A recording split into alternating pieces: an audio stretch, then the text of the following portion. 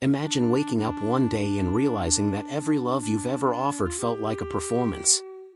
As if affection were a script someone else taught you, and you've spent your entire life trying to remember the lines. Imagine the quiet terror of looking at someone who cares for you, and feeling nothing but a strange, echoing distance inside your chest, like your heart is a room you're renting but never truly owned. And now imagine this: what if the cracks in your ability to love didn't form in adulthood, or after heartbreak, or from some dramatic cinematic betrayal, but were planted quietly, subtly, almost invisibly, years before you understood what love even meant?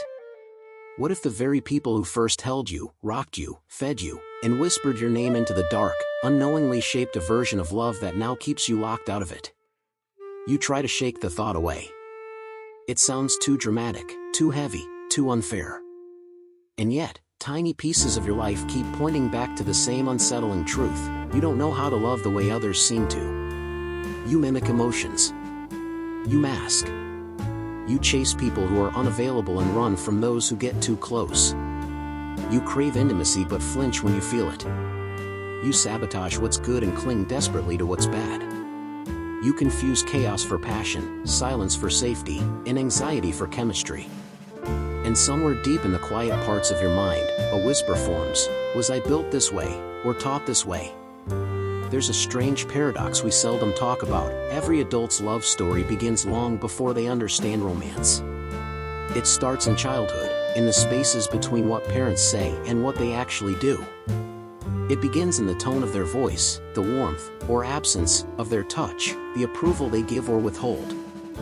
It begins in the moments when a 4-year-old version of you stood there trying to earn the affection that should have been unconditional. But no one tells you that. No one tells you that being constantly criticized might later look like perfectionism disguised as self-defense. No one tells you that being emotionally neglected might become your definition of normal, making healthy, stable love feel foreign, almost suspicious. No one tells you that when your feelings are dismissed, you learn to dismiss them too. And no one warns you that a child who grows up tiptoeing around conflict becomes an adult who thinks emotional closeness is a threat. You think you're just bad at relationships. You think you're too independent. You think you're not built for love. But what if the truth is more haunting? What if the blueprint for love you've been using your entire life isn't yours? What if it was crafted in a household where affection was transactional, where silence was punishment, where emotions were weapons, or where love was the bait dangling at the end of a parent's unmet needs? And then comes the heavier question, the one you avoid because you're afraid of the answer. What if your parents didn't just influence your ability to love? What if they destroyed it? Not intentionally. Maybe not maliciously. But destruction doesn't always come from cruelty. Sometimes it comes from ignorance, or brokenness, or generational wounds passed down like inheritance. Sometimes the very people who raised you are simply repeating patterns they never escaped themselves.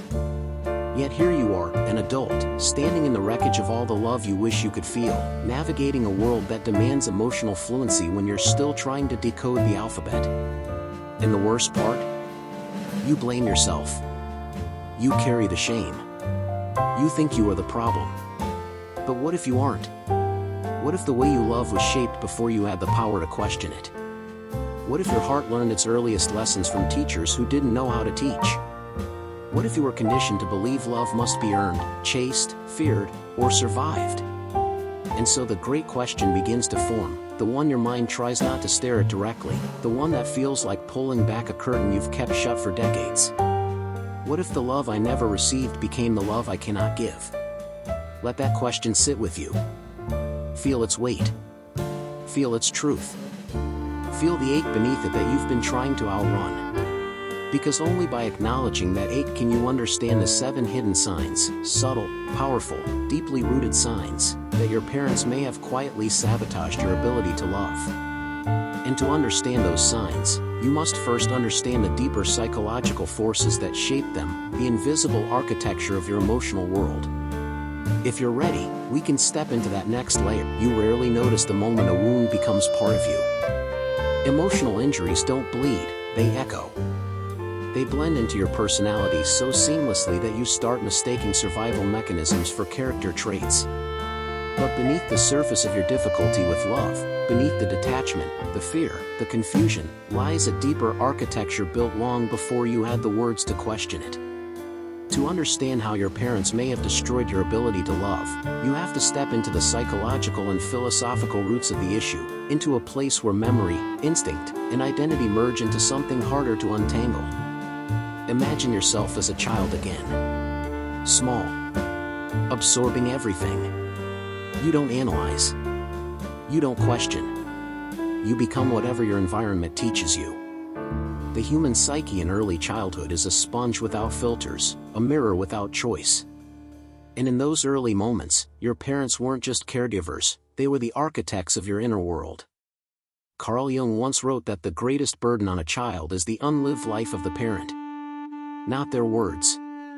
Not their rules. But the silent, unresolved battles they carry. A child doesn't just inherit a home, they inherit psychological ghosts. If your parents were emotionally unavailable, you learn that emotions are unsafe. If they were inconsistent, you learn that love comes unpredictably. If they were controlling, you learn that being yourself risks losing affection. If they were volatile, you learn that love must be managed, monitored, and feared. These lessons become the invisible grammar of your relationships. Here's the quiet tragedy: children think everything is their fault. If a parent withdraws, the child doesn't think, "My parent is struggling emotionally." They think, "I did something wrong." If a parent lashes out, the child doesn't think, "My parent lacks regulation." They think, "I don't deserve kindness." This is how the hidden problem takes root. Your earliest relationships become your definition of reality. Not your belief about reality, your felt truth. Your nervous system learns to expect certain patterns, and those patterns become the template for adult intimacy. Neuroscience tells us that the brain forms deep emotional circuits based on predictability. If love were paired with fear, criticism, or absence, then your entire being learned to brace whenever closeness appears. Even now, your body may tighten when someone gets too close, not because you dislike them, but because your nervous system remembers an old threat that no longer exists. And that's where the philosophical layer enters. Schopenhauer wrote that humans swing like a pendulum between pain and boredom. But for children of dysfunctional households, the pendulum swings differently, between longing and self-protection. Between wanting love desperately and fearing it instinctively. Between craving connection and expecting pain. You learn to scan for danger instead of comfort. You learn to analyze tone, micro-expressions, and emotional weather patterns. You learn to manage others' moods as if your safety depended on it, because it did. This creates a strange double life within you. The adult part of you says, "I want love." The conditioned part of you whispers, "Love hurts." Nietzsche argued that every person must overcome the values inherited from their upbringing to truly become themselves. But how do you overcome something you don't even realize was inherited? How do you question beliefs you absorbed before you had the ability to think critically? That's the hidden psychological trap. You cannot rebel against an invisible enemy. And in many families, the enemy hides behind culturally accepted masks. The perfectionist parent who never praised you wasn't motivating you. They were teaching you that love is conditional. The parent who sacrificed everything and reminded you constantly wasn't selfless. They were teaching you that your happiness is debt. The parent who needed emotional caretaking wasn't close. They were teaching you that your needs don't matter. The parent who avoided emotions wasn't strong. They were teaching you that vulnerability is weakness. These lessons become subconscious commandments, unquestioned, unchallenged, unbroken. They shape your identity like invisible laws. And then there's Sartre, who said that we are condemned to be free. Meaning, even when you're trapped by conditioning, the responsibility to break it still falls onto you. A cruel irony. Because your childhood wounds aren't your fault, but healing them becomes your burden. This is why you may feel responsible for fixing others.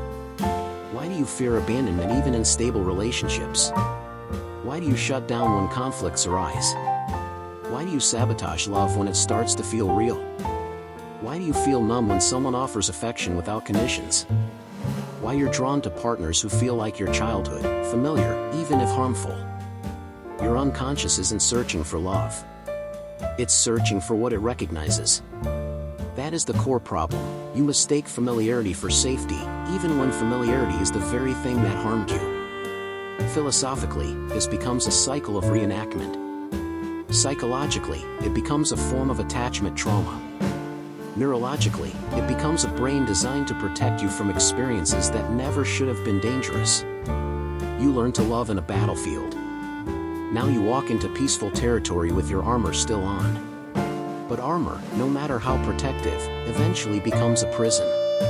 And as you begin to understand this hidden architecture, the next question rises with a disturbing clarity. If the foundation of your ability to love was built on dysfunction, what does that mean for the world you've created on top of it? That leads us to the deeper layer, the invisible consequences shaping your relationships, your decisions, and your identity without you even noticing. There's a certain kind of exhaustion you can't explain to anyone. A heaviness behind your ribs, a restlessness in your chest, a quiet sense that something is always slightly off. You don't call it trauma. You don't call it conditioning. You call it "that's just how I am." But it isn't just how you are. It's what was shaped inside you. The hidden problem you inherited from your parents didn't stay in the past. It seeped into your present. It threads through every relationship, every decision, every moment where love is supposed to feel simple. You don't consciously think about your childhood anymore. You assume you've outgrown it. But your patterns, your reactions, tell a different story. Because the past does not disappear. It migrates. And before you know it, you start living inside the consequences you didn't choose. 1. You mistake emotional intensity for true connection. When love was inconsistent or chaotic in childhood, your nervous system learned that instability equals passion. Calmness feels foreign, even suspicious.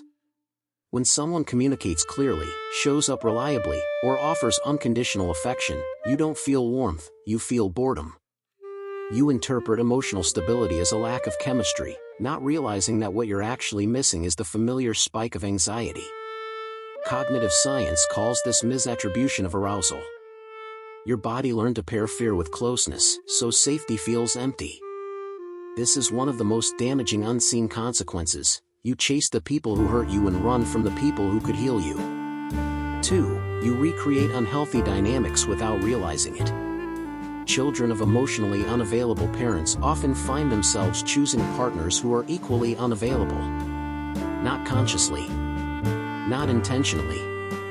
But because your subconscious equates love with distance, abandonment, or emotional hunger.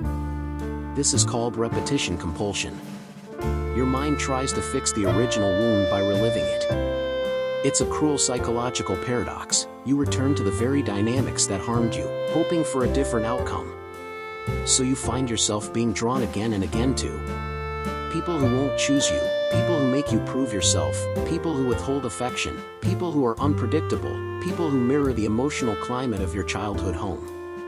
You think you're unlucky in love. But it's not luck, it's conditioning. 3. You struggle to receive love without feeling the urge to give something back. If your parents taught you, directly or indirectly, that affection must be earned, then receiving love becomes uncomfortable. Compliments make you defensive. Kindness makes you suspicious. Emotional closeness makes you anxious. You feel the need to match, repay, or outperform affection, not because you are generous, but because vulnerability feels dangerous. You learn that love has a price. So unconditional affection doesn't feel real. It feels wrong. This is why some people drown you with love, and you suffocate. Others breadcrumb you, and you feel alive. 4. You sabotage relationships just when they start feeling safe. The moment someone gets too close, you pull away. You pick fights. You overthink. You withdraw emotionally. You create distance. You test them to see if they'll stay. Not because you want to hurt them, but because your body believes closeness is a threat. Neuroscience calls this threat misperception. Your brain is still reacting to old danger in a new context. A person who loves you becomes a mirror reflecting all the vulnerability you've spent years hiding from. So you break the connection before you feel the breakup. You leave first to avoid being left. You destroy the relationship to avoid the shame of being seen. 5. You become the emotional caretaker, the role you were forced into as a child. You listen more than you speak. You fix rather than express. You hold everyone else's pain while burying your own. If your parents needed emotional caretaking, you became their therapist. Now, as an adult, you attract people who need healing, not because you seek them consciously, but because your body recognizes the familiar weight of responsibility. And although people admire you for being strong, you are exhausted from carrying love that never carries you back. 6. You fear abandonment so deeply that you abandon yourself first. You make yourself smaller to avoid conflict. You agree to things you don't want. You silence your needs. You tolerate emotional crumbs. You'd rather lose yourself than risk losing someone else. This is the consequence of a childhood where emotional safety was conditional. Your fear of abandonment is not irrational. It is learned. Your parents taught you, through neglect, inconsistency, or emotional volatility, that love can disappear at any moment. Now your mind reenacts that fear, not as a memory, but as a reflex. 7. You internalize shame and call it self-awareness. You overanalyze every mistake. You blame yourself for every conflict. You assume you're the problem before anyone even speaks. Shame becomes your default emotion, the quiet, invisible hand steering your relationships. You grew up believing you were too much or not enough. As an adult, this belief shapes every moment of closeness or rejection.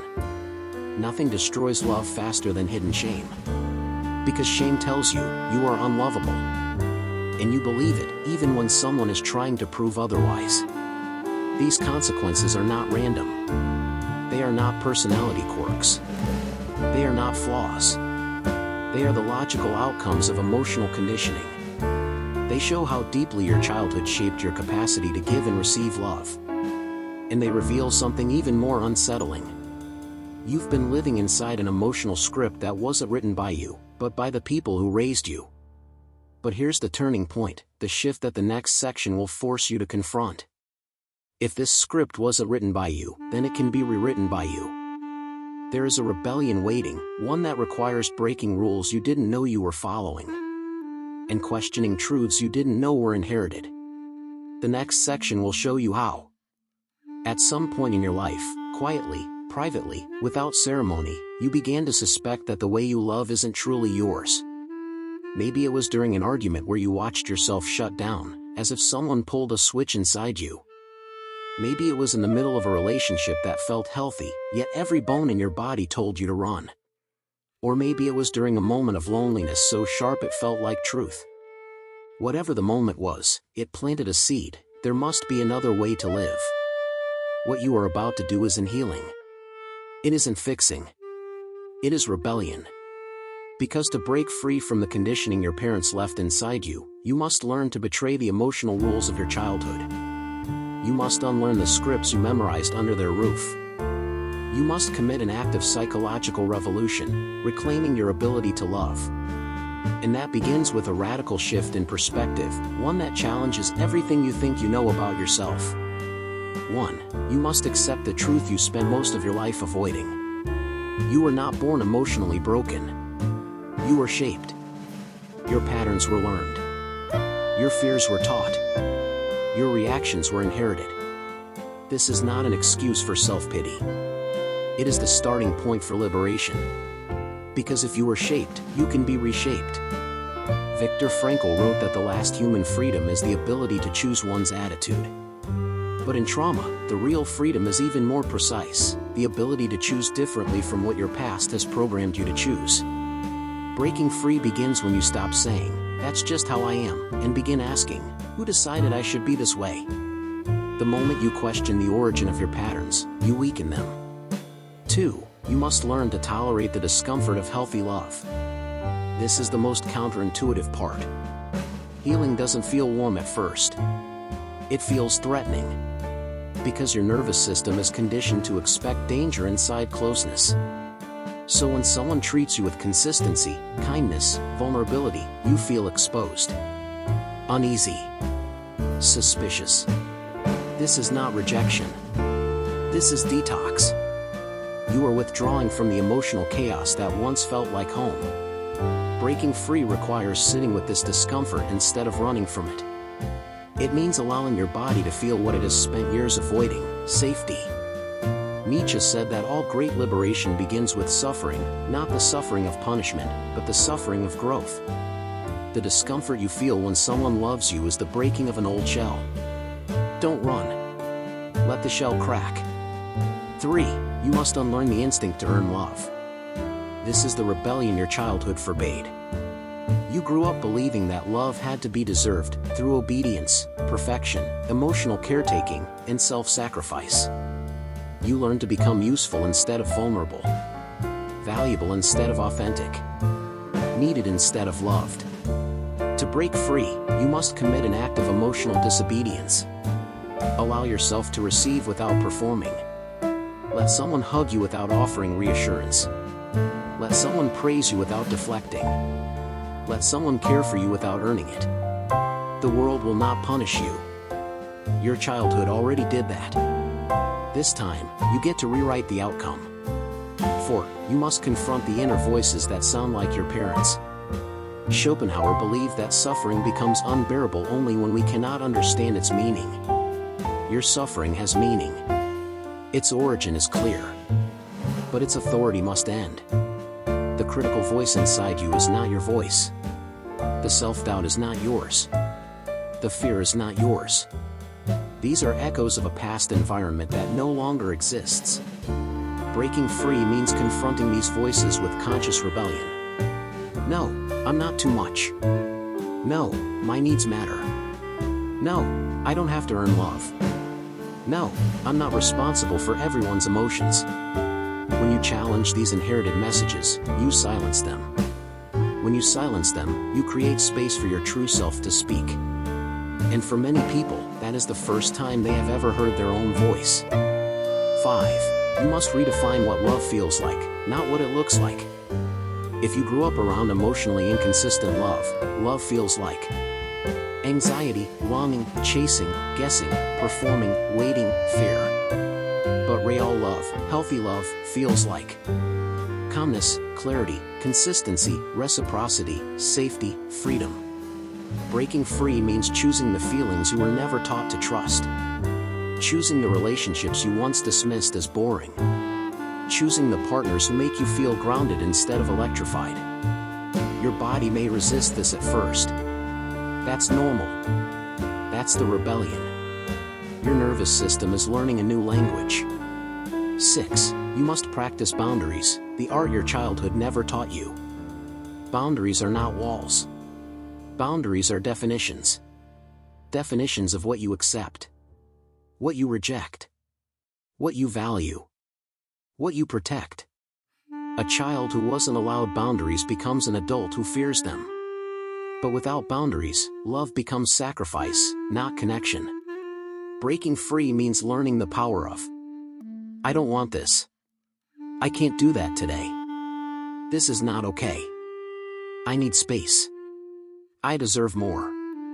When you speak these sentences, you affirm something you were never taught to affirm: your inherent worth. 7. You must stop reenacting the past and start choosing the future. You are not obligated to repeat what hurt you. You are not destined to love the way you were taught. You are not condemned to reenact your parents' mistakes. Choice is the ultimate rebellion. Conscious choice. Choosing the partner who treats you well. Choosing the friend who shows up. Choosing the boundaries that protect you. Choosing the life that reflects who you are, not who you were shaped to be. This is the moment everything begins to shift. Because the consequences of your childhood no longer run your life. You do. The rebellion is not loud. It's quiet. It happens inside you, in the moments where old patterns whisper, "Don't trust this." And you respond, "I choose differently." The next section will show you the deepest truth of all, the realization that ties every wound, every pattern, every act of rebellion into a single, transformative revelation. There comes a moment, quiet, almost imperceptible, when the storm inside you starts to shift. Not because the past disappears, but because you finally stop running from it. and in that stillness, something begins to rise. A realization so simple, yet so profound, that it rearranges the entire architecture of your inner world. It happens the way dawn happens, not suddenly, but inevitably. Maybe it hits you while lying awake at night, staring at the ceiling, feeling the familiar ache in your chest. Maybe it comes during a conversation where you catch yourself reacting like a child instead of the adult you've become. Maybe it appears when someone offers you genuine affection, and instead of recoiling, you pause, just long enough to notice the shift. Whatever the moment is, it carries the weight of truth.